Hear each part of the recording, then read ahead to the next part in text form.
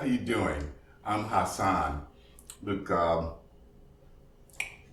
what I would like for you to do, um, if you're a rideshare driver or you're doing something, whatever you might be doing in the gig economy, uh, you know, I don't want you to waste your time, because wasting your time is tantamount to wasting your life. But I want to be real careful here. I really, really do. I really, really do. Okay. I've been in the transportation industry, doing ride share, then being a chauffeur. Now, now I pivoted into other things here, but I coined this thing called competition driving, and all it is just some real basic principles that you can practice, and they will help you to be successful with self. All right? All right, I know we're supposed to be coming with money, money, money. Look, I did this ride share thing, and in 7 years, end up what people like to call retiring. All right? And I made good money doing it. But the most important thing that I did was this stuff right here. All right? And they're principles, right? Because the money is a trap. If you practice this, you'll make the money. And I can guarantee you this right now. If you're a ride share driver, you are actually practicing this here. Chauffeurs, I want you to be careful. Especially those of you who are chauffeurs and you're doing the black and you're doing it on the Uber platform. All right? Things are changing rapidly. A lot of stuff here in this country is pure fake. All right? And you damn know it especially if you came through rideshare. You know a lot of this stuff is just bullshit. But you're helping people who have, they can afford to pay $200, $100, for a ride, an hour for a ride. Okay? Now, you get doctors in there, lawyers and everything else that when you coming straight and you coming as a chauffeur and you coming with principle and you coming with honorable practice, and they will treat you like shit. All right? And so you have a difficult time dealing with that, so you dress down. Is that what you do? You come less than, okay? Don't think that same thing. See, by the time you become a chauffeur, you should already have under your belt that you want to be very professional because you started off in rideshare. So if you started off in rideshare, this is why I like y'all. This is why I'm not back. Look, I'm keeping the channel, and I'm gonna keep, putting installments in. I'm keep putting videos in. See, because whether you know it or not, if you take your mind off of Uber, you take your mind off of Lyft, and begin to look at yourself, then you're going to see something that's very interesting, especially if you live in Atlanta. Because if you live in Atlanta, we've got the world's busiest airport, so I've been very fortunate, and I took advantage of that. I've had people from over 70 different countries in my car with their love, with their desires, with their harrowing stories about how they escaped whatever oppression that they may have escaped, with their very overwhelming stories, of what they desire to do. You get the politicians in with what they desire to do. It'll help you take a different look, especially being a chauffeur or whatever, and you're taking these news personalities, these film industry, because film industry is big here. Medical industry is big here. They do all sorts of interesting research. And when these idiots get drunk and get stupid, you learn very interesting lessons about what's really going on. All right? All right. So, anyway, look. Okay. You're only in competition with yourself. You're practicing these things anyway, whether you know it or not. Here in America, if you live in this country or whatever country, but if you're living in America, I'm in Atlanta, Georgia, I'm in the United States. You're being educated in ways that you don't even understand. It's just going straight into your brain. Sometimes it's telling you ain't good enough. Damn it, if you're a rideshare driver, you allowing that level of education to go into you. I want you to be careful here. I want you to understand. That if you listen to music, you're being educated. There is no one in America that's uneducated.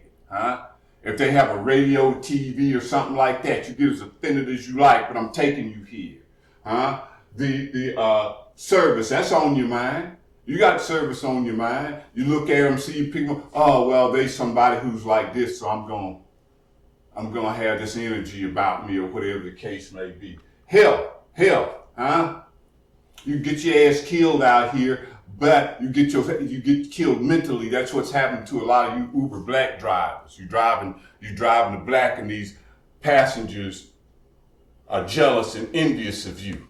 You know what it took for you to get that car? It took me, and then when I got my first limousine, I know the damn thing was 80-something thousand, whatever.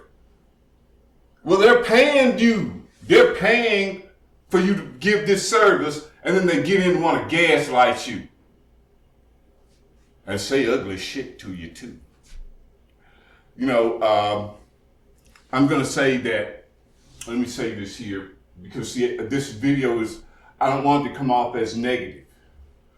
What I do want you to do as a rideshare driver is to really get honest with yourself, because I took advantage of it. I took advantage of rideshare, practice these things. This goes deep for me because I know where it came from, okay?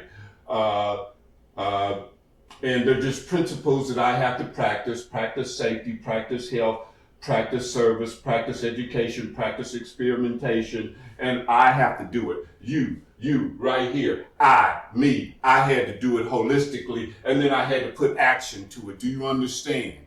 Do you understand? I hope that you do, because I'm a very offensive type presenter, because I don't want to be offensive. I just want you to know that as a driver, as a professional driver, because that's what you are, whether you like it or not. You are a professional driver. You've been driving for more than 2 years. You've been driving for at least a year. You've been driving for 3 years. You've been driving for 6 years. You are a professional driver. And it shows in everything about you, how you carry yourself in the car.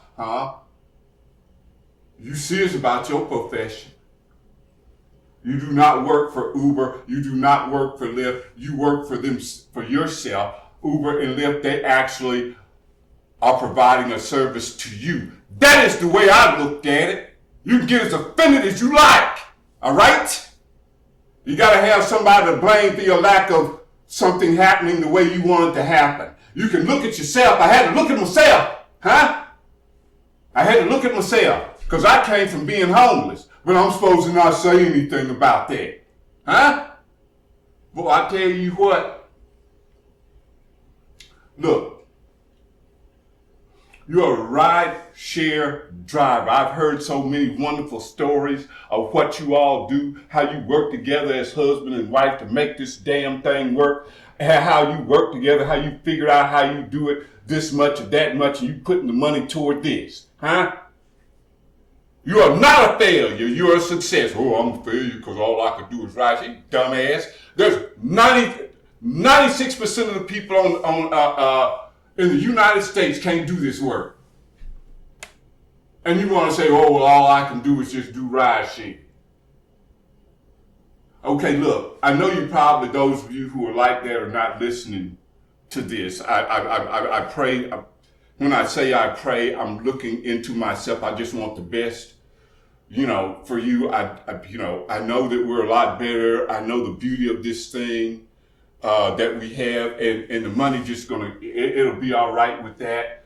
The beauty of it is self-discovery. This is a whole bunch of, once you practice it holistically, other things will be revealed to you, okay? The attitude you have, all this old kind of stuff. All these things will be revealed to you, but if you're constantly looking for the government to save you, they not. You're gonna save yourself by moving forward from rideshare and pivoting into whatever else that you want to do. You will learn that, you know, when you're hearing all these wonderful different things, these different energies, different attitudes that come through your car, you will learn how to, you know, deal with them and get a better understanding, hopefully get out of stupidity. Get out of stupidity. I bring the real. Then I get those other gaslighters who say, oh, who you think you are trying to be this and that. I get that crap too. I get that kind of gaslight too, but these suckers will reveal themselves to you. All right. Quit being afraid to be the best you can be no matter who you are. Huh? You're a rideshare driver and won't let these people dig your dignity. What's wrong with you? Huh? You out your damn mind. Huh? You are, look, 100 out of 100 people who start, I don't care if it's 10 who get through. You one of you cream of the crop. Drive around here in a dirty ass car cause these dirty ass minded passengers getting in your car with that bullshit and you absorbing it. Cause you want to make that money. And money making you into a damn low life puppet. You'll get the money. Okay, so look. Just don't be a lazy ass. I have a feeling that 10 to 1 that you, as a driver, have some wonderful, fascinating experiences. Stand up for that beauty of life that you get, because most people, while you out here driving 12 hours, while you out here driving 10 hours a day, most of them suckers through that social media thing, being brainwashed by that. You are getting the real, baby. You are a rideshare driver. Learn how to respect it. Look here. Go ahead and do the like and subscribe thing. And I'll be bringing more videos and stuff like that. But I will be dealing with, now that, you know, say, well, where the suits and all that? We like the suits and stuff, and that's fine too, because I like doing that too when I'm chauffeuring. But this is just a regular way I dress all the time anyway. So until the next video, look deep into yourself. Get a beautiful and wonderful understanding of who you are as a rideshare driver, because you are fortunate to be separated from a lot of the bullshit that goes on. And like and subscribe. And until the next video, drive safe and drive with confidence.